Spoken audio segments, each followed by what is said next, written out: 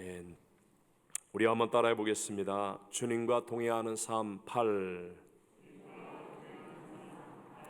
범사에 감사하라. 지난 금요일 임직 감사 예배를 하나님의 은혜 가운데 잘 마쳤습니다. 아직 팬데믹의 상황 속에서 어렵게 결정한 날짜를 조영기 목사님의 갑작스런 소천으로 한 주간 연기하는 일이 생겼습니다. 또 행사 진행을 담당했던 총무 목사님의 갑작스러운 부재의 어려운 상황도 생겼습니다. 그런 장애들이 있어서인지 오히려 하나님이 베풀어 주신 은혜는 더 컸던 것 같습니다. 팬데믹 이후에 가장 많은 인원이 참석하였고 연합성가대의 찬송 그리고 특송은 정말 그동안에 코로나로 더럽혀졌던 귀를 씻어내는 듯한 은혜가 있었다는 고백도 들었습니다. 예배를 돕는 각 기관과 부서의 모든 분들도 기쁨과 은혜로 헌신해 주셨습니다. 임직자들이 준비한 선물, 도시락 그리고 예배에도 사랑과 정성을 느낄 수 있었습니다. 그 전날 하나님 앞에 기도할 때 임했던 하나님을 기쁘시게 하는 믿음이 되라라는 그 감동도 어느 때보다 제 개인적으로는 확실했었습니다. 그런데 제게는요, 그 모든 것보다 더 큰 은혜의 깨달음이 예배를 마치고 난 다음에 임했습니다. 제가 자주 강조하는 것은 모든 일의 끝이 더 중요하다라는 것 아닙니까? 사실 모임이든 행사든 시작할 때는요, 으쌰으쌰하는 그 분위기 속에서 누구나 할 수 있는데, 그런데 끝나고 난 다음에 아무도 없는 또는 바라보지 않는 그 자리에서 마무리를 잘하여 하나님께 영광 돌리는 것은 오직 믿음의 사람만 가능하기 때문입니다. 그날도 예배를 다 마치고 이제 아직은 사람들이 많아 인사를 막 하고 돌아서는데 권사 임직을 받은 분의 남편 집사님이 제게 오셔서 정식으로 인사를 하시는데 감사하다는 말씀이었습니다.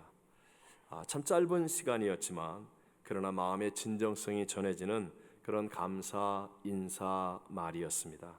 그리고 이상하게 그 감사는 제 마음에 큰 울림을 주었습니다. 모든 분들이 다 돌아오고 난 다음에 사무실에 혼자 남아 기도하는데요. 그런데 오늘 주일 설교 말씀을 바꿀 만큼의 하나님의 큰 은혜가 저를 사로잡았습니다. 오늘 성경 말씀에 그리스도 예수 안에서 너희를 향하신 분명한 하나님의 뜻은 바로 감사라고 말씀하고 있지요. 그러니까 여러분, 주님과 동행하는 삶이 되려면 반드시 감사해야 돼요, 안 해야 돼요? 해야 된다는 것 우리는 다 알 수 있습니다.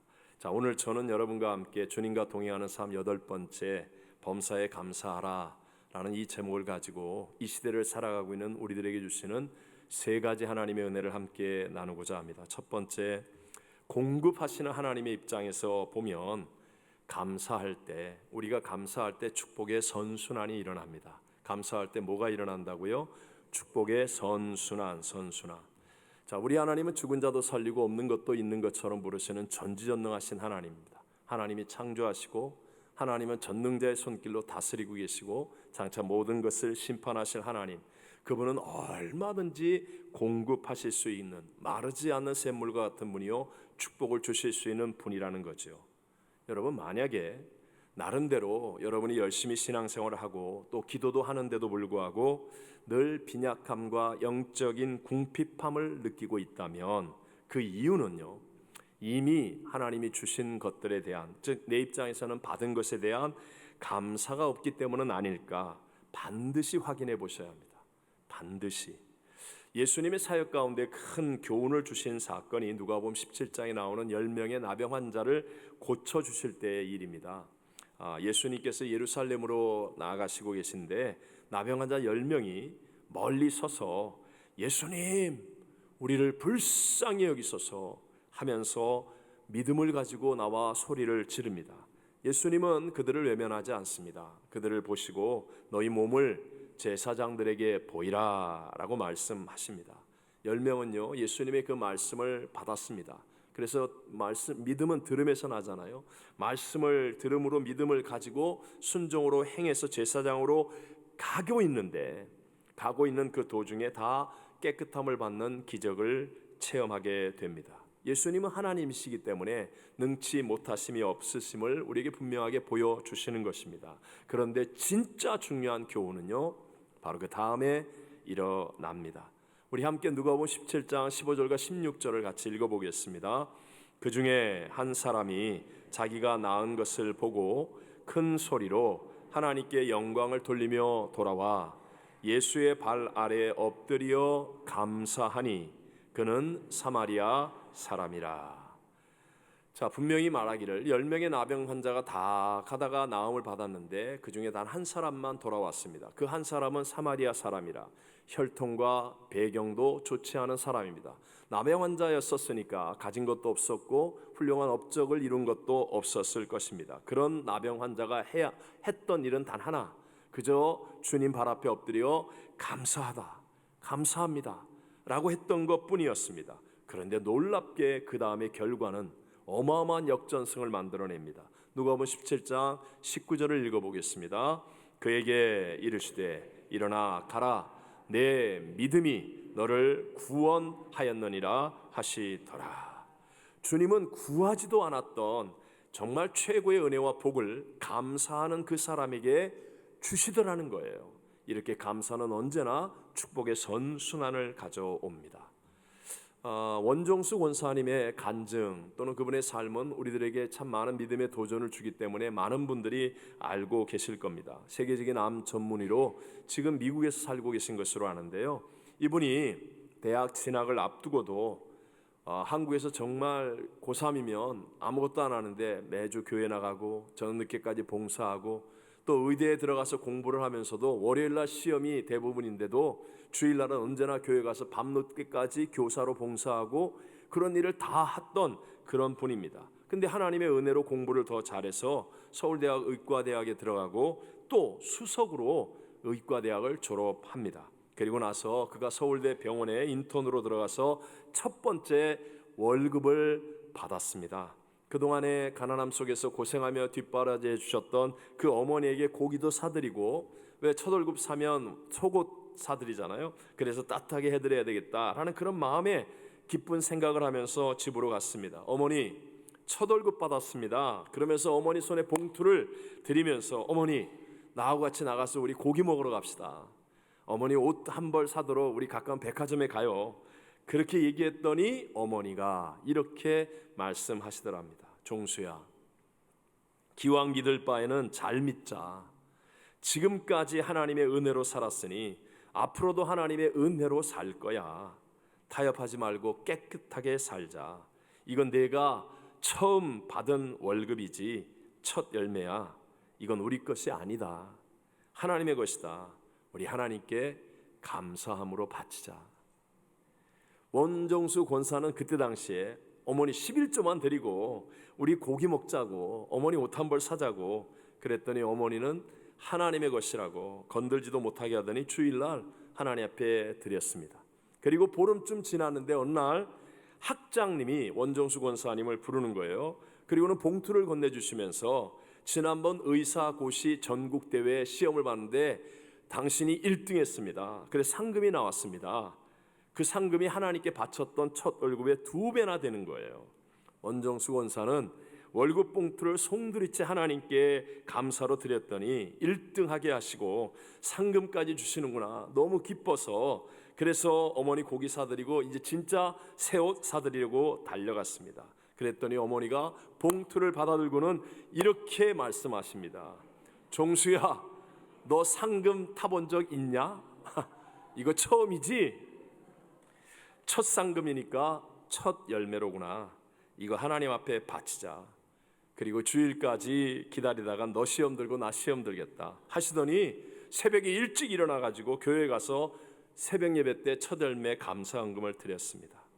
원정수 권사님이 그때는 잠시 시험이 들었다는 거예요. 하지만 여러분, 다음 월급까지 한 달, 또 뭐 시험이 드는 시간은 잠깐, 그 이후부터 정말 놀랍게 하나님이 자신의 삶을 축복하시고 자기와 동행해 주시는 것을 체험할 수 있었다. 체험할 수 있었다. 감사를 했더니 내 그릇이 커지고 하나님의 축복의 선순환의 역사가 정말 자기의 상상을 초월하도록 세계적인 암 전문의가 되게 하시고, 그리고 수많은 사람들에게 복음을 간증하고 가르칠 수 있는 사람이 되는 그런 큰 은혜까지 받게 되었다고 간증합니다. 여러분, 하나님께서 마름이 없고 다함이 없는 창조주 하나님께서 계속하여 축복을 우리에게 공급하실 수 있게 해주셔서 내 그릇을 크게 만드는 것이 감사인 것을 믿으시기 바랍니다. 그래서 여러분, 성공한 명문 가문일수록 감사의 교육이 철저하고요, 또 미국이 짧은 역사 속에 이토록 세계 제1의 나라 번영과 복을 누리게 된 것도 추수감사절이라고 하는 국가적인 명절, 온 국민이 지키는 명절, 물론 내용과 본질이 조금씩 바뀌어져 가고 있지만 어쨌든 감사가 있기 때문이라는 것입니다. 두 번째, 구하는 우리의 입장에서는 감사하면 믿음이 성장하고 담대함이 생긴다는 거예요. 다시 한번, 믿음이 어떻게 돼요? 성장해요. 뭐가 생겨요? 담대함이 생겨요. 우리가 감사하면, 여러분, 감사하려면 반드시 먼저 생각을 해야 됩니다. 그래서 thanks 하는 단어와 think라는 단어는 어원이 같습니다. 감사하려면 생각이 있어야 돼요. 즉 묵상이 되고 정리가 되고 되새김질이 되는 거예요. 그러니까 자기도 모르는 사이에 자꾸 믿음이 성장하게 되어지는 것입니다. 혹시라도 여러분 가운데 나 기도도 열심히 하는데 근데 왜 나는 믿음이 성장하지 않는 것 같아? 라고 한다면 그 이유는 거의 대부분이 감사가 없기 때문이에요. 기도할 때 언제나 문제만 말하는 사람, 실컷 와가지고 울고불고 하면서 자기 문제만 냅다 얘기하고 돌아가는 사람, 아니면 그냥 달라고만 하면, 그러면 그 기도는요, 하나님을 만나고 가는 기도가 아니라 문제에 집중하고 자기에게 집중하는 기도예요. 내가 그렇게 3일씩 철야했는데, 내가 며칠 작정해서 기도했는데, 내가 목이 지금 이렇게 아플 정도로 기도했는데, 내가 그러니까 될까 안 될까 의심이 끊어지지 않고 늘 쉽게 지치는 거죠. 자기에게 있는 힘이라는 건 한계가 있거든요. 그리고 힘이 드는 거예요. 사울왕이 그랬습니다. 사울왕이 하나님이 기름을 부어서 온 백성들이 원했던 왕을 삼아주셨어요. 이스라엘의 초대왕이 된 겁니다. 다 가지고 있는 자가 되었음에도 불구하고 감사가 없어요, 이 사람은. 그러니까 늘 초조하고 늘 의심합니다. 하나님이 사람을 붙여주셔서 승리하게 해주어도 오히려 그 사람을 시기하고 불평하고 원망하기까지 합니다. 감사가 없기 때문이에요. 우리를 도둑질하고 죽이고 멸망시키려는 원수마귀가 역사하는 곳은, 그것이 내 마음이든 우리 가정이든 직장이든 사업이든 어떤 곳이든 언제나 부정적인 것들을 말합니다. 10가지 가운데 잘한 것이 더 많은데도 불구하고 잘못된 것을 말합니다. 늘 부당하게 대접받았다, 억울하다, 열심히 댓글 올리고 열심히 원망하고 결국은 다 빼앗기는 거예요. 다 빼앗기는 거예요. 그러나 여러분이 만약에 힘들고 어려운 문제가 있음에도 불구하고 다윗과 같이, 그럼에도 불구하고 여호와가 나의 목자이시니 나는 부족함이 없습니다, 나의 사망의 음침한 골짜기에서 나를 지켜주실 것을 믿습니다, 그러면서 여러분이 감사로 기도하면 나도 모르는 사이에 내 마음이 하나님을 향하게 돼요. 하나님을 향하게 되면 마르지 않는 하나님의 생수가, 은혜가 내게 흐르게 되고 하늘의 것들이 내게 공급되어지면서 나도 모르는 사이에 내 믿음이 점점 더 성장하게 되는 줄로 믿습니다. 그래서 하나님의 역전승이 일어나게 된다는 거예요. 바울과 실라를 보십시오. 자, 성령께서 감동하셔서 빌립보로 갔습니다. 그곳에서 다른 짓 한 게 아니라 열심히 복음을 전했어요. 그런데도 붙잡혀서 매를 죽도록 맞고, 그리고 지하 감옥에 갇히기까지 했습니다. 그렇다면 여러분, 억울한 일 아닙니까? 화나는 일 아닙니까? 불평해도 되는 일 아닙니까? 그런데 바울과 실라는 거기에서도 감사의 마음으로 찬송하고 기도했다는 거예요. 그러니까 어떻게 됩니까? 놀라운 하나님의 기적이 일어나는 겁니다. 그래서 빌립보 간수장을 통하여 주 예수를 믿으라, 그리하면 너와 내 집이 구원을 얻으리라는 하나님의 가장 위대한 메시지가 바로 거기에서 만들어지게 되더라는 것입니다. 감사하는 그 자리에서 놀라운 믿음의 성장이 일어나고 역전승이 만들어지게 된다는 것이죠. 또 감사하다 보면, 감사라는 게 뭐예요? 이미 이루신 일에 대한 기억이고 생각이지 않습니까? 그러니까 과거를 지켜주셨으니까 미래를 지켜주실 수 있다는 자기도 모르는 확신, 담대함이 점점 생기게 되는 것이죠. 되게 똑똑한 사람, 재능도 많은데 야망도 있고 열심도 있는데, 그런데 감사가 없는 사람들은요 늘 정신적인 빈약함에 시달립니다. 되게 이런 사람들이 우울증에 잘 걸리고, 그리고 이상하게 환경의 변화에 담대함이 없어집니다. 분명히 똑똑해요, 잘 나가요, 야망도 있어요, 열심도 있어요. 그런데도 무너집니다. 감사가 없으니까 두려움이 생기는 거예요. 자, 사울왕 얘기를 한번 더 하면, 사울왕은 왕이라고 그랬잖아요. 수많은 장수들로 둘러싸여 있고 군사가 있습니다. 그런데 블레셋에게 골리앗이 소리만 지르면 부들부들 떱니다. 감사가 없으니까, 확신과 담대함이 없는 거예요. 그런데 어린 소년 다윗이 전쟁에 참석한 형들에게 아버지 심부름으로 도시락 갖다 주려고 왔다가, 전쟁에도 못 참석하는 그 어린 소년인데 담대하게 나가, 그래서 하나님의 능력을 입고 골리앗을 넘어뜨리고 승리를 가져오잖아요. 이유가 무엇입니까? 이유가, 함께 우리 이 부분을 읽으면서 여러분 한번 생각해 보십시오. 사무엘상 17장 34절로 36절을 읽어봅니다. 다윗이 사울에게 말하되, 주의 종이 아버지의 양을 지킬 때에 사자나 곰이 와서 양떼에서 새끼를 물어 가면 내가 따라가서 그것을 치고 그 입에서 새끼를 건져 내었고, 그것이 일어나 나를 해하고자 하면 내가 그 수염을 잡고 그것을 쳐 죽였나이다. 주의 종이 사자와 곰도 쳤은즉 살아계시는 하나님의 군대를 모욕한 이 할례 받지 않은 블레셋 사람이리이까 그가 그 짐승의 하나와 같이 되리이다. 아멘. 그 어린 소년에게 넘쳐나는 담대함과 확신이 무엇입니까? 과거에 자기를 지켜주셨던 하나님에 대한 기억이에요. 여러분, 시편이 왜 위대하냐, 왜 우리에게 감동을 주고 우리의 삶에 능력을 주느냐 하면 체험한 이야기이기 때문이에요. 체험한 이야기.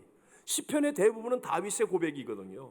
다윗이 그 고난 속에서도 지켜주셨던 하나님에 대한 그 기억을 고백하고 있잖아요. 감사잖아요.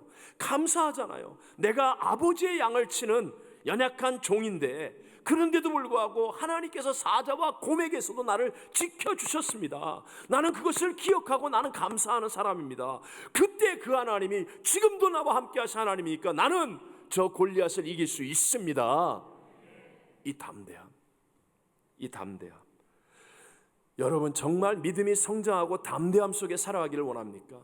내일 일을 예측하지 못하는 이 불안한 세상 속에 내가 정말 믿음을 가지고 담대함 속에 살기를 원한다면 여러분에게 베풀어 주신 하나님의 은혜를 생각하고 감사를 많이 하게 되시기를 바랍니다. 제가 사실 어제 오늘 우리 새 찬양을 부르기 위해서 오후에 우리 삼부 찬양팀과 이 노래를 한번 부르면서 연습을 했거든요. 근데 이 노래를 부르고 연습한 다음부터 어제 밤새도록 설교 준비하면서 이 노래가 떠나지 않아요. 우리 후렴만 한번 불러봐요. 은혜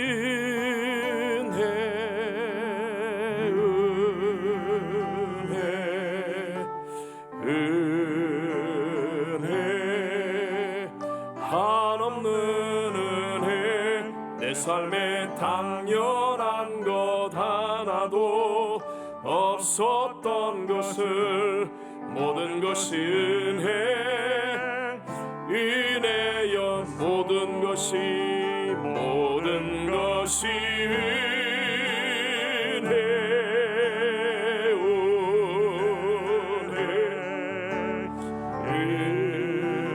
은혜 한없는 은혜, 내 삶에 당연한 것 하나도 없었던 것을 모든 것이 은혜였소. 우리 마지막 세 번째로요, 예수님의 은혜로 범사에 감사해야 됩니다. 범사에. 우리 한번 오늘 본문을 다 같이 다시 한번 읽어볼까요? 범사에 감사하라. 이것이 그리스도 예수 안에서 너희를 향하신 하나님의 뜻이니라. 아멘. 대부분의 사람들은 감사를 조건적으로 생각하게 됩니다. 올해 사업과 직장이 안정적이어서 그래서 감사합니다. 올해는 감기 한번 안 걸리고 오히려 내 몸이 더 건강해진 것 같아서 감사합니다. 올해는 우리 자녀들이 공부도 잘해서 착하게 잘 지내서 감사합니다 등등. 우리 흔히 감사를 이렇게만 생각하고 있지는 않습니까?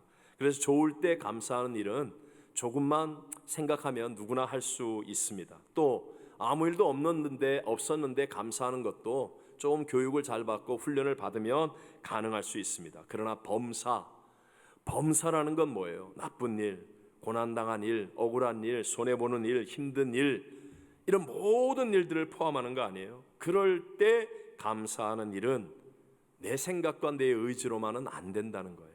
안 됩니다. 하지만 될 수 있는 길이 하나가 있어요. 그것은 세상보다, 문제보다, 대적보다, 질병보다, 사망보다, 불경기보다 크신 예수님의 은혜를 깨닫게 되면 그러면 희한하게도 범사에 감사할 수 있게 된다는 거죠. 예수님의 것들이 너무나 큰 것이기 때문에요.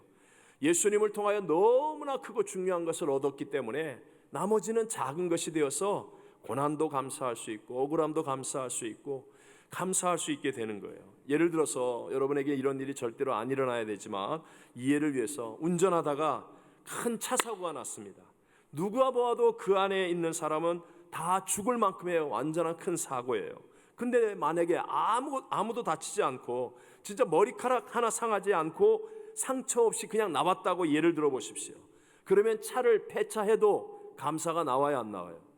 나오지요. 아무리 비싼 차라 할지라도 생명을 건지고 몸 하나 다치지 않은 이 기적을 체험했는데, 더 큰 것을 얻었는데 어떻게 감사하지 않습니까? 바로 예수님의 은혜가 그렇다는 거예요.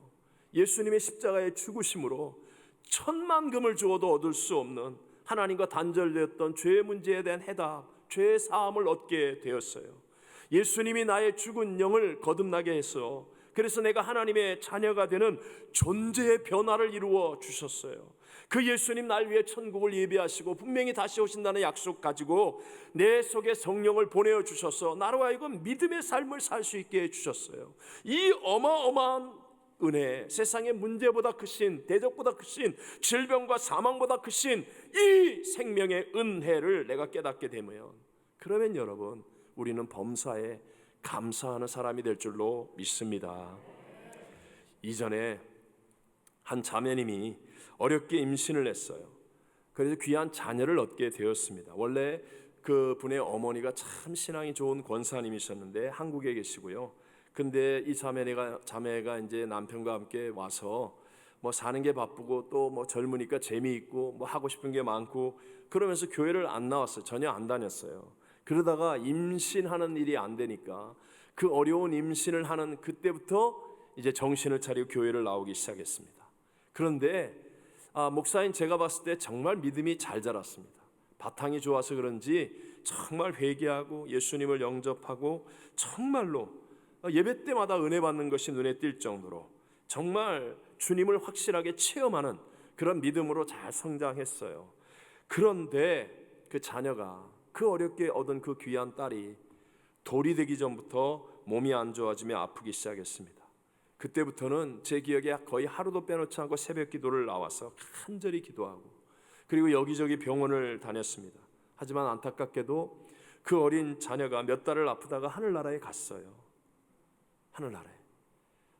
제가 정말 너무너무 마음이 아프고 그랬는데 어머니는 얼마나 힘들겠어요. 그 자매님. 근데 전 진짜 놀란 것은 몹시 힘들어했어요. 그런데도 불구하고 믿음으로 다 이겨내더라는 거예요. 믿음으로. 뭐라 그러는지 아세요? 자기 딸과 함께 1년 반 정도 함께 했던 시간은 너무나 짧았지만 그러나 그 시간은 가장 큰 하나님의 선물이라는 것을 깨달으면서 나는 감사합니다.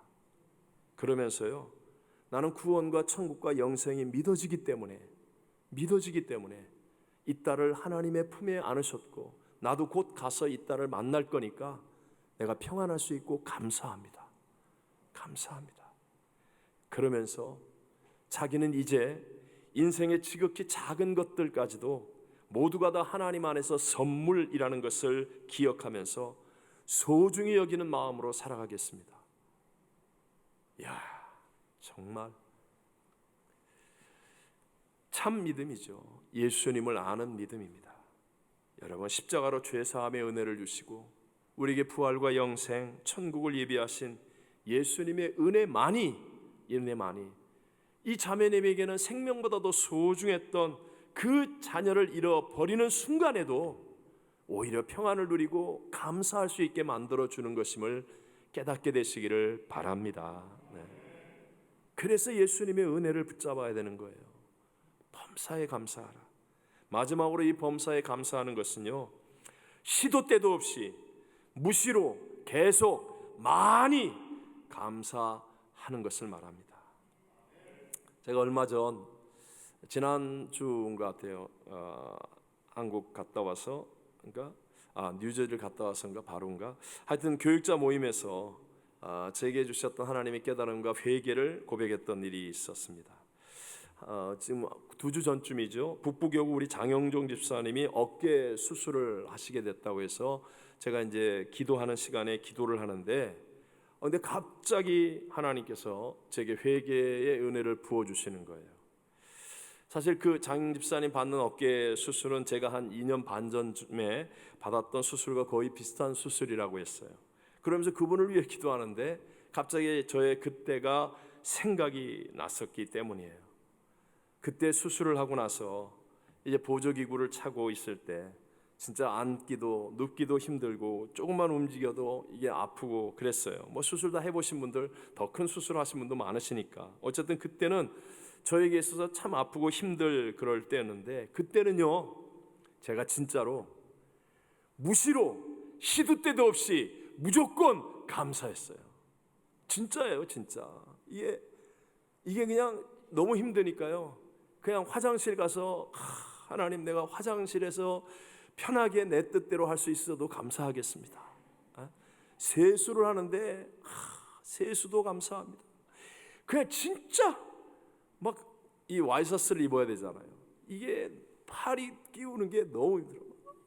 막 그러면서 감사합니다. 하나님 감사.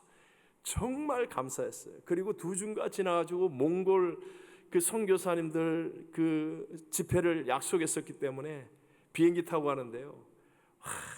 진짜 특히 한국에서 몽골 가는 비행기는 바람이 많이 불어서 이 비행기가 흔들리는데요. 앉아가지고 막 눈물이 막 펑펑 쏟아지는 거예요. 아파. 그래도 하나님, 내가 복음을 전할 수 있어서 감사합니다. 정말 감사 많이 했거든요. 그러면서 내가 건강해지면 더 감사하리라 그랬는데 장 집사님 수술 받는다는 생각에 갑자기 내 생각이 나면서, 진짜 이렇게 감사할 수가 있나. 내가 범사에 감사하는 것은 벌써 내게 주어진 이 모든 것을 당연하게 여기고 정말 감사하지 않고 있는 내 모습을 바라보면서 저절로 막 회개가 나오더라고요. 사랑하는 성도 여러분, 공급하신 하나님의 입장에서 보면 감사할 때 축복의 선순환이 만들어지고 믿음의 크기가 커지게 되어집니다. 구하는 우리의 입장에서는 감사할 때 믿음이 성장하게 되고 담대함이 생겨납니다. 우리 예수님의 은혜, 이 예수님의 은혜를 잊지 않고 범사에 감사하셔서 우리 주님과 동행하는 정말 진정한 믿음의 승리자 다 되시기를 주님의 이름으로 축원합니다.